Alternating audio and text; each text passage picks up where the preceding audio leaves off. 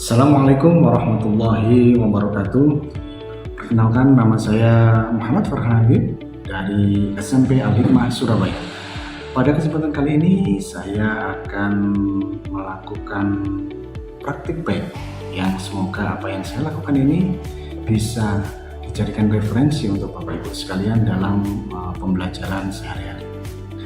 Pada awal tahun pelajaran 2022-2023 pertama kali ketemu dengan anak-anak, saya merasa bahwa kelas ini sangat monoton gitu ya, kurang begitu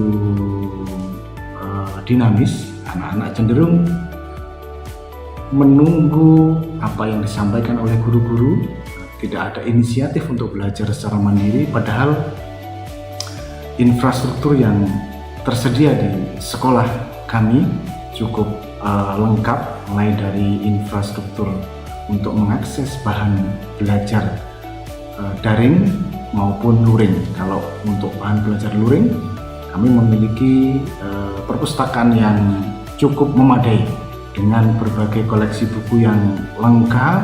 Anak-anak diberikan kesempatan untuk mengakses seluas-luasnya di jam pelajaran maupun di luar jam pelajaran. Nah, untuk mengatasi hal ini, saya memiliki beberapa kendala. Kendala yang pertama adalah mereka memiliki alat, gadget, laptop ataupun handphone yang bisa mereka manfaatkan untuk belajar. Namun mereka lebih banyak memanfaatkannya untuk kegiatan-kegiatan di luar pembelajaran. Misalnya dijadikan dia mengakses game atau hiburan dan lain sebagainya. Itu yang pertama. Kemudian yang kedua, mereka memiliki kecepatan belajar yang sangat berbeda-beda, sehingga disinilah tantangan yang saya hadapi. Nah, apa yang saya lakukan?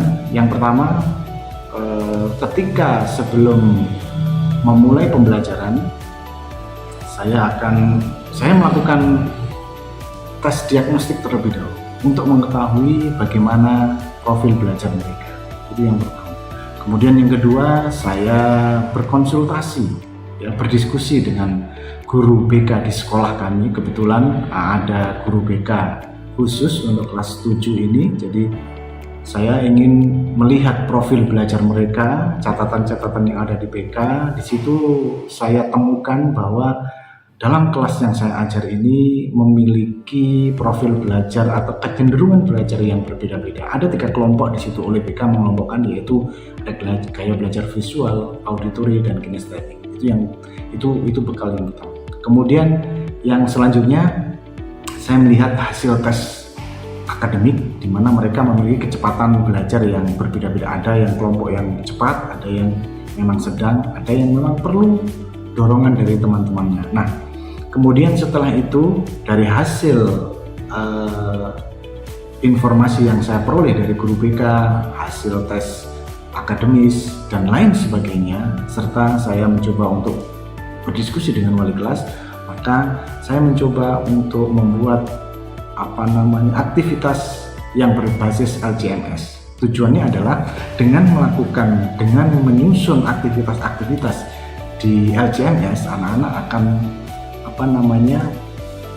mempunyai waktu untuk mengakses sumber belajar secara lengkap dan dapat dipertanggungjawabkan. Pada awal pertama kali masuk, saya melakukan brainstorming pada anak-anak. Saya tanya kepada mereka, bagaimana belajar kalian ketika di SD yang lalu? Apa yang paling kalian sukai pada saat belajar? Kemudian kalau di rumah bagaimana belajar kalian? Nah, setelah itu mereka menjawab, maka dihasilkanlah sebuah kesimpulan bahwa ketika mereka belajar, kondisi lingkungannya yang kurang kondusif. Nah, jadi seperti itu.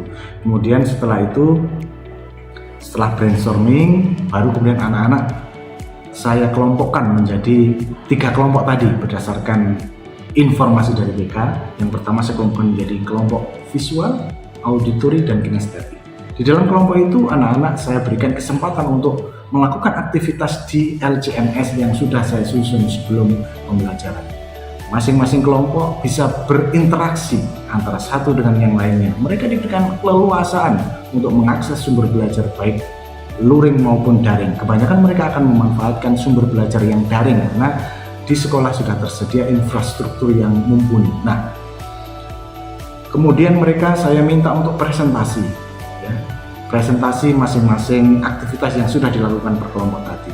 Nah, selama kegiatan pembelajaran saya mengobservasi bagaimana keaktifan mereka, bagaimana kemudian inisiatif mereka, bagaimana mereka memanfaatkan sumber belajar daring tersebut. Apakah mereka sudah memanfaatkan alat sesuai dengan fungsinya, ataukah mereka melakukan atau memanfaatkan alat-alat itu digunakan untuk yang lainnya. Nah, nampaknya setelah selesai pembelajaran, saya bisa menyimpulkan bahwa ketika pembelajaran anak-anak sangat antusias, mereka berdiskusi dengan temannya, timbul inisiatif-inisiatif, mereka berani bertanya kepada temannya. Ketika dia tidak tahu jawaban sesuatu atau apa yang harus dilakukan, mereka langsung browsing berdasarkan aktivitas yang sudah tersusun di LJMS. Pada akhirnya saat refleksi, saya bisa mengetahui bahwa anak-anak memiliki keterampilan untuk mencari sumber belajar secara luring sangat baik. Mereka bisa mencari referensi yang berbasis web yang dapat dipertanggungjawabkan. Kemudian ada juga mereka yang pergi ke perpustakaan.